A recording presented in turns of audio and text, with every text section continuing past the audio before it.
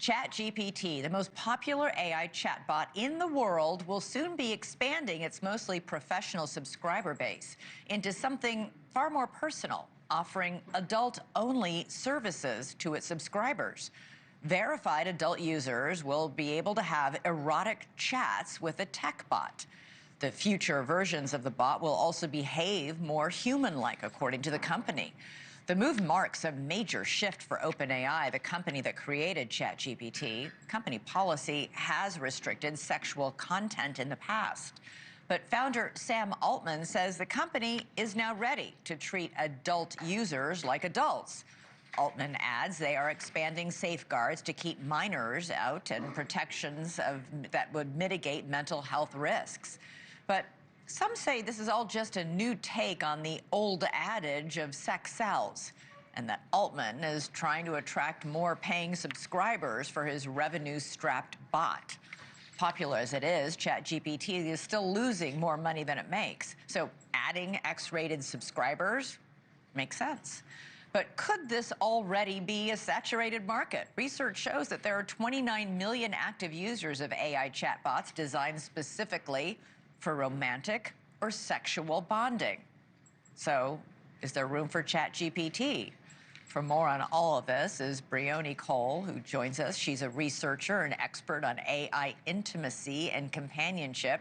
She's the host of the Future of Sex podcast. Okay, I'm not even sure how this works. What happens when you're having an erotic conversation with a chatbot? Well, it mimics, texting with a friend or a boyfriend or a girlfriend. It's very much simulating the intimacy that we experience with our partners through text. But the difference is it's synthetic, right? It's just a machine behind there, and soon it'll be synthetic images and videos and even video calls with these AI companions that feel real and feel like you're in a relationship.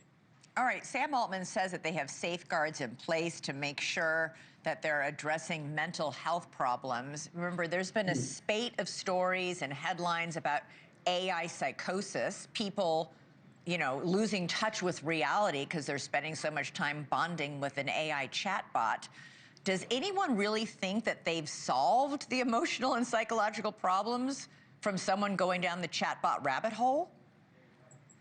I don't think anyone's solved it yet. I think we're in this middle of not really knowing what's going on, the Wild West, where we're seeing people are over-relying on AI or over-attaching and becoming dependent on it, particularly vulnerable populations, right? Children, the elderly, people with learning difficulties. And it's there where we don't really know what's going to happen. And we've seen these tragic incidents, right? Whether it's the crimes or suicide because or psychosis because people are relating to the AI as if it were, a human, when in fact it's not. So there's no, in the recent laws through California, we'll see in 2 years' time, we'll have public health data on what actually is going on with AI companions. But 2 years away is kind of too far for me, at least, to really understand the impact. Yeah. I mean, Altman says, kids won't be allowed, teenagers won't be allowed to, to get on this and have erotic conversations with their chatbot. But Mark Cuban, for one, isn't buying it.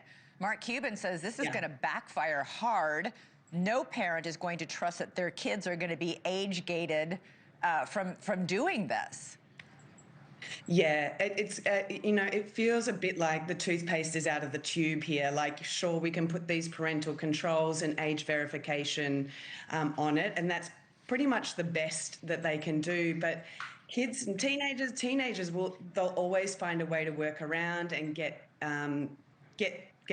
what they want out of it, much like we've seen with social media and Facebook before. So I actually don't think a ban on this is either going to solve it anyway. So it's more figuring out, how do we educate people? How do we educate kids and ourselves really about what it looks like to have AI intimacy or see sexual content on AI and just know, hey, that's not real. Thank you for watching. Subscribe below and download our NewsNation app right now on your phone, and you will get fact-based, unbiased news for all Americans.